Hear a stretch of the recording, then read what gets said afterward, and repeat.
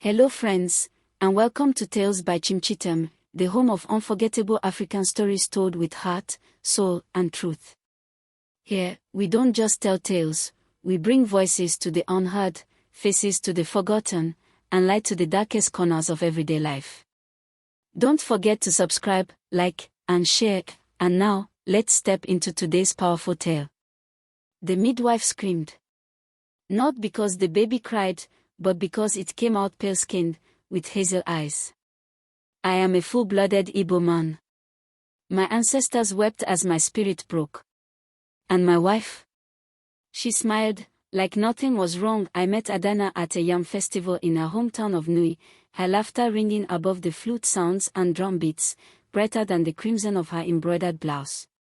She moved like royalty among the women, yet greeted everyone, elders, children, beggars, with the same respectful warmth. From the moment I saw her, I was certain I had met the woman who would become my wife. At 32, I was already a respected businessman in Enugu, running a chain of agro dealerships and exporting palm oil abroad. My family had grown restless, constantly reminding me that I was getting older and that an heir was important. So when Adanna walked into my life, she felt like both fate and relief. Her father, Chief Okafor, was known in Anambra as a tough negotiator, and the bride price discussions were as rigorous as any boardroom deal I had ever faced. I paid it all. Every single kobo. Bags of salt, cartons of malt, bottles of schnapps, the goat, and the symbolic 300,000 Nigerian nairas in an envelope, all according to custom. The compound danced for 3 days. I felt like a king. But kings, too, bleed. I didn't know I was financing betrayal. Adanna moved into my family house in Enugu, where my mother welcomed her like a daughter, braiding her hair, teaching her recipes, and praying over her womb. Within a month, the signs began: nausea, swollen feet, craving pepper soup at 2 a.m. We were overjoyed. It was as if the ancestors had smiled on us. I threw a small Thanksgiving and invited my in-laws to bless her womb. The pregnancy was swift and strange. She grew heavy quickly, almost too fast. My mother said it was twins. I kissed Adanna's belly and whispered stories of the future, our son taking over the business, our daughter becoming a doctor. But the storm brewed quietly behind her eyes. Sometimes, I'd wake up at night to find her staring into the mirror, rubbing her belly with a nervous energy. She avoided my touch. And there were whispers in the market, things I ignored. One day, I saw her texting someone and hiding her phone like a teenager. When I asked, she said it was her cousin. I believed her. Love makes fools of men. And I was a king-sized fool. The day of the birth was both the climax of my dreams and the beginning of my nightmares. It started with screams, Adanna writhing in pain as labor gripped her at dawn. I rushed her to the private maternity clinic in Independence Layout. My mother, 2 of my sisters, and even our pastor followed. The clinic was filled with prayers, chants, and nervous pacing. After 10 hours, the midwife emerged, her hands stained with blood and sweat. But it was not her exhaustion that struck me, it was her face. Pale. Confused. She whispered something to the nurse beside her, and they exchanged glances. Mr. Obinna, she called me in, her voice low and unsteady. I entered the delivery room, half expecting to cry from joy. But the moment I saw the baby, something inside me collapsed. He was light-skinned. Almost like an Oyinbo. Hazel eyes. Straight, soft brown hair. I staggered. My legs failed me. The midwife didn't say a word. No one did. Not until Adanna laughed, that same melodic laugh from the festival, and said, "Isn't he beautiful?" My mother fainted. The next hours blurred. I sat alone on the hospital bench, trembling. A nurse offered water, but I waved her off. My mind spiraled. Could a distant albino ancestor have passed on strange genes? But my lineage is dark-skinned, robust, curly-haired men of war and wisdom. I thought of the whispers in the market. The phone calls she hushed. The cousin she never let me meet. A rage brewed in me, volcanic and primal. I stormed into the room, holding the child like he was evidence. "Who is the father?" I demanded. She blinked slowly, then turned her face away. "Obinna, I love you. That's all that matters." The nurses gasped. My pastor tried to pray, but I was beyond spiritual remedies. My sisters wailed. My mother cursed. I wanted to tear the room apart. My hands shook so hard I dropped the child. The nurse caught him. I walked out. Outside, the sun burned like betrayal on my skin. I had paid her bride price. I had carried her into my home. And another man had planted his seed in my soil. I did not return to the hospital that night. Instead, I sat alone in my Toyota Hilux, parked by the side of a dusty road leading to Emo Forest, where men used to go and cry into the trees, far from the ears of wives and kinsmen. My phone buzzed endlessly, missed calls from Adanna, her mother, the midwife, even Pastor Is. I didn't answer. I couldn't.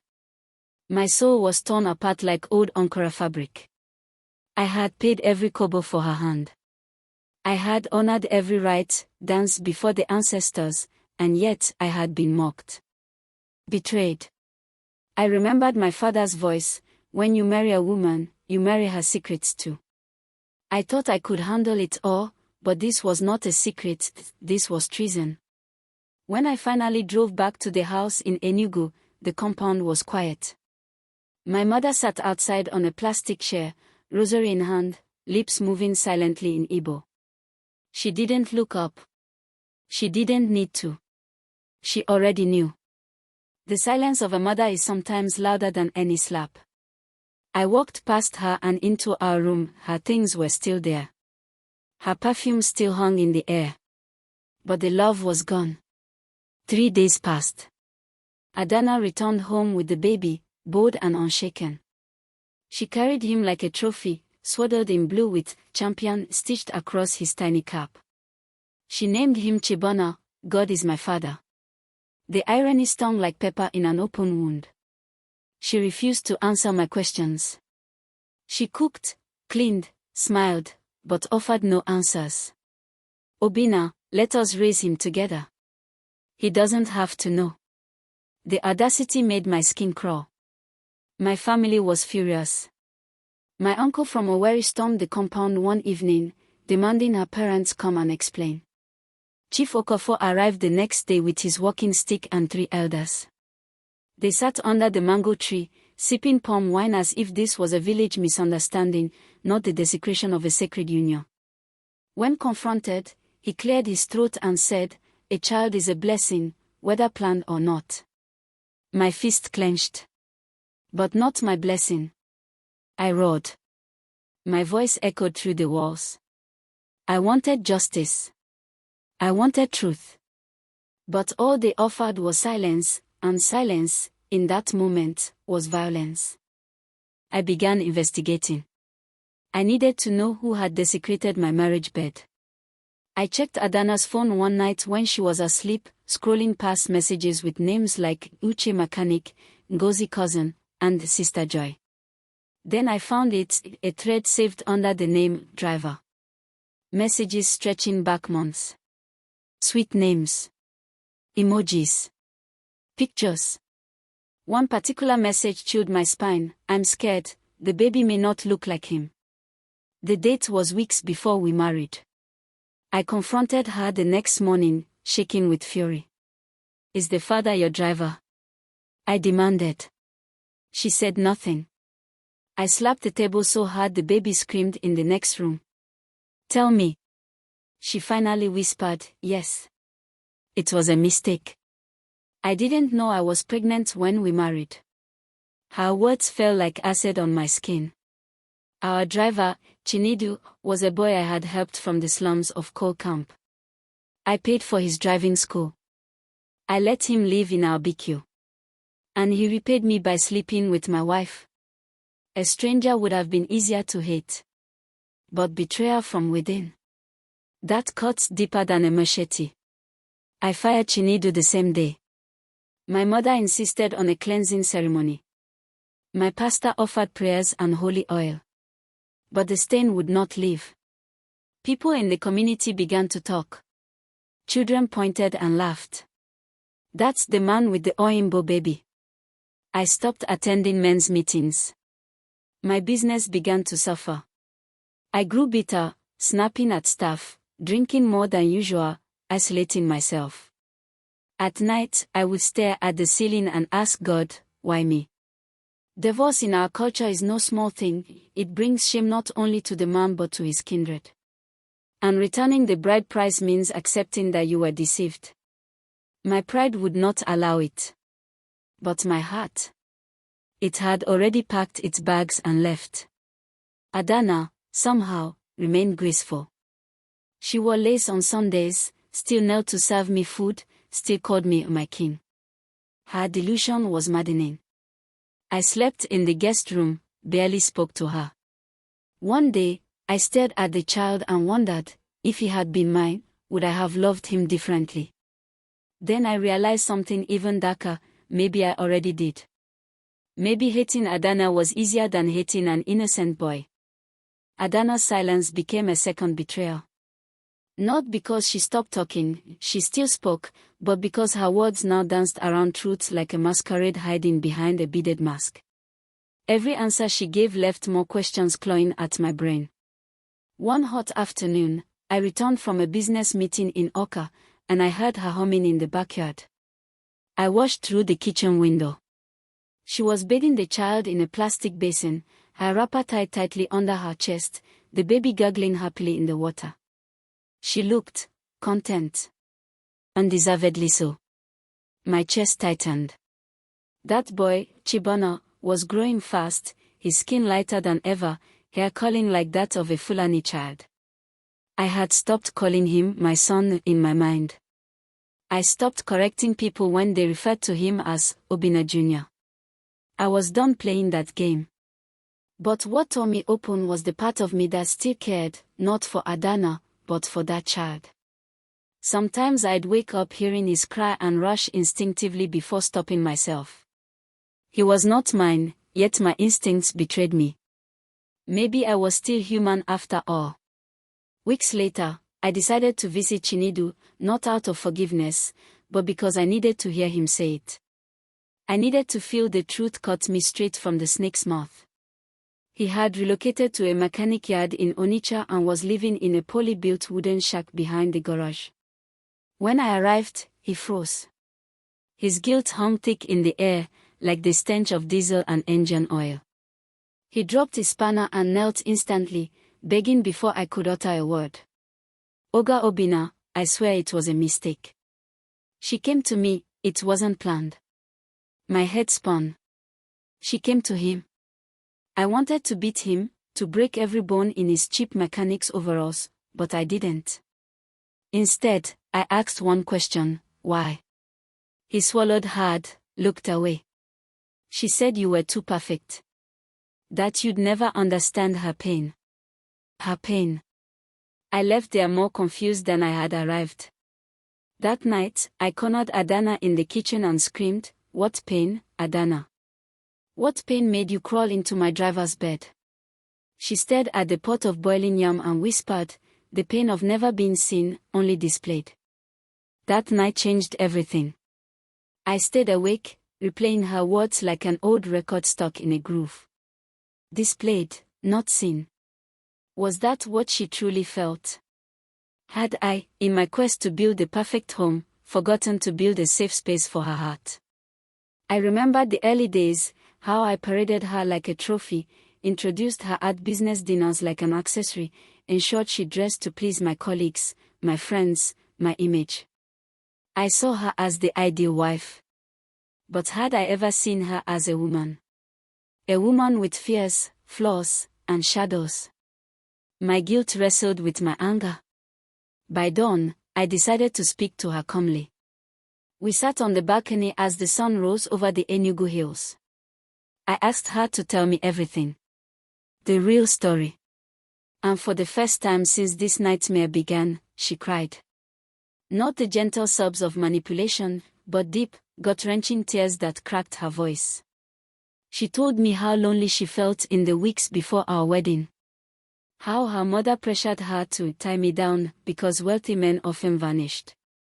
How one night, in a moment of weakness and confusion, she turned to the only person who seemed to care, the one who actually listened, Chinedu.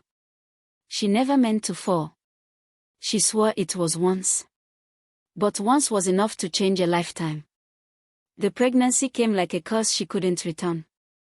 By the time she found out, we were already weeks into marriage planning. She didn't know how to tell me. She was scared of losing everything. And so, she chose silence. She convinced herself I'd love the child anyway. I was wrong, she whispered. I wanted the lie to become truth. My hands trembled as I reached for my glass of water. I couldn't speak. She held the baby out to me, gently, like an offering to a god. He may not be yours in blood, but in spirit, he knows no other father. I looked into those hazel eyes, eyes that should have mocked me, but instead, they softened. In that moment, I realized I stood at a crossroad. One path led to vengeance, bitterness, and isolation. The other, acceptance. Perhaps not forgiveness, but something close. Something like peace. I didn't have an answer. But for the first time, I saw not Adanna the betrayer, not the child of another man, but a broken family trying to heal. Whether it would work or not, only time would tell. The whispers in the community grew into roars. It was no longer just our private pain, it had become public shame. Women at the boho paused their gossip when I walked by, and men at the beer parlor gave me pitiful nods, as if I were a funeral waiting to happen. My mother, tired of the scandal, called for a family intervention. She summoned my uncles, the village chief, and even Pastor Is, asking them to cleanse the land and restore my dignity. When the elders gathered in our compound, sitting in a half-circle under the mango tree, their red caps tilted with authority, I felt like a boy again, judged by men who had survived wars, but pretended they hadn't. What is shame, one of them said, if not the soil from which forgiveness can grow? I didn't agree. I was still nursing wounds that bled every night. But I listened. Adanna was called to sit before them. She wore a white wrapper, head covered, no makeup, just vulnerability. The elders asked her to confess before the spirits. She knelt, bowed, and repeated everything she had told me, adding how her guilt had nearly driven her to end her life during the pregnancy. My chest tightened. I didn't know that part. My mother cried quietly. One of the elders, an aged man with shaking hands, brought out a calabash filled with palm wine and kola nut. A ritual of truth, they called it. If she lied, the gods would strike. She drank it without flinching. They then turned to me. Do you accept the child as yours, not by blood, but by decision? My mouth went dry. I looked at the baby sleeping in a shawl beside her, peaceful, unaware of the storm he had been born into. I looked at my mother's pleading eyes, then at my father's grave in the corner of the compound. What would he have done? I didn't know. So I stood, and said, I accept him. After the ritual, the village women prepared a small feast, jollof rice, okpa, and palm wine flowed as the elders declared the matter settled by tradition. But in my heart, nothing felt settled. I smiled out of obligation, clinked gourds with my uncles, and posed for pictures that would later appear on someone's WhatsApp status with the caption, "Peace restored." But peace is not always truth, sometimes it is the silence between two storms. I began the slow journey of rebuilding. Adanna kept her distance, giving me space. She no longer touched me without asking, and I appreciated that. We became civil, polite strangers raising a child under one roof. At night, I would sometimes find her humming lullabies, rocking Chibona to sleep, her voice trembling with both love and regret. She asked for nothing. She expected nothing. And in that quiet humility, she began to heal me in ways I didn't expect. One evening, as we sat watching the rain fall, she asked, "Will you ever forgive me?" I didn't answer. Not because I couldn't, but because I didn't know what forgiveness looked like anymore. Was it pretending this never happened? Was it loving a child that reminded me of betrayal? Or was it simply choosing not to punish her every day for a mistake made long ago? The lines had blurred. But something had changed, not just in her, but in me. I was no longer the man obsessed with pride. I had touched shame, held it, and somehow lived through it. And in surviving, I had grown. Not completely. Not perfectly. But enough to say, we will raise him, together. Her eyes filled with tears again, the kind that carry hope. In that moment, under the dripping zinc roof and flickering lantern, I felt something I hadn't felt in months: peace. Not perfect peace. But peace that begins at the edge of pain. 3 months passed. Life did not return to normal, instead, a new kind of rhythm emerged. A quiet, cautious rhythm that avoided old songs. Adanna and I functioned more like business partners, scheduling feedings, sharing responsibilities, attending village events together for appearance. But beneath the surface, emotions churned. The peace between us was paper-thin, held together by routines and unspoken compromises. Then came the community festival, the Ekeji feast, a sacred time in our village when fathers parade their first sons before the entire town. It was meant to be a moment of pride, of ancestral honor. For me, it was a test I hadn't asked for. Elders from neighboring villages were coming. Drummers were warming their skins. The masquerades had begun dancing in the forest. And everyone was asking the same question: "Obinna, will you carry the boy in the parade?"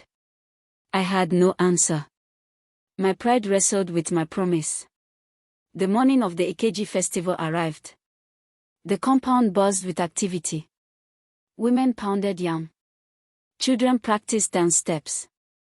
I dressed in full traditional regalia, red cap, lion head embroidery, ivory beads. I looked like royalty, but felt like a fraud. Adanna entered with the boy wrapped in a small Isaegu tunic and soft leather sandals. She didn't speak. She only held him out, just like that night on the balcony. I took him, slowly, my heart loud in my chest. We walked toward the village square. Drums greeted us like thunder. All eyes turned to me. I could hear the unspoken doubts. Is that really his child? Will he parade another man's son? As I stepped into the square, I raised the boy high above my head. The crowd erupted in cheers. But my eyes remained locked on one face, Chinedu's. He stood at the edge, watching, broken. Our eyes met. And for a moment, everything stopped. The boy clapped his hands. The crowd chanted my name. And I knew. I had crossed a line that not even betrayal could erase. That night, after the celebration faded and only moonlight and silence remained, I sat outside with Adanna. The boy was asleep in her arms, and the distant hum of crickets filled the air. I looked at her, not with anger, not even with pity, but with a strange, surprising clarity. "Why didn't you just tell me?" I asked, my voice barely above a whisper. She didn't answer for a long time. Then she said, "Because I didn't believe you'd choose us. Not if you knew the truth." She was right. The man I was back then wouldn't have. But I wasn't that man anymore. I had seen the worst of her, of myself, and somehow, we were still here. Not healed, not perfect, but here. Together. I reached for her hand. She blinked, shocked. And then she smiled. For the first time in months, that smile didn't feel like a mask. We didn't speak much after that. We just sat, listening to the soft breathing of the child that had nearly broken us, but now held us together. The next day, I called Chinedu. I asked him to meet me at the edge of the stream. When he arrived, looking nervous and regretful, I did something neither of us expected. I gave him money, enough to move away and start over. "This is not for you," I said, "it's for him. He'll never know who you are. And I'd prefer it stays that way." He nodded, tears welling. We shook hands, not in friendship, but in finality. And just like that, I buried the last piece of the betrayal. When I returned home, Adanna stood in the doorway, holding our son, my son now. I kissed the boy's forehead. And I whispered, "No more ghost." Our story began in deceit, grew in pain, but ended in something unexpected, a new kind of love. Not the kind that starts with fireworks, but the kind that survives the fire. Thanks you for watching. Stay tuned for more interesting stories.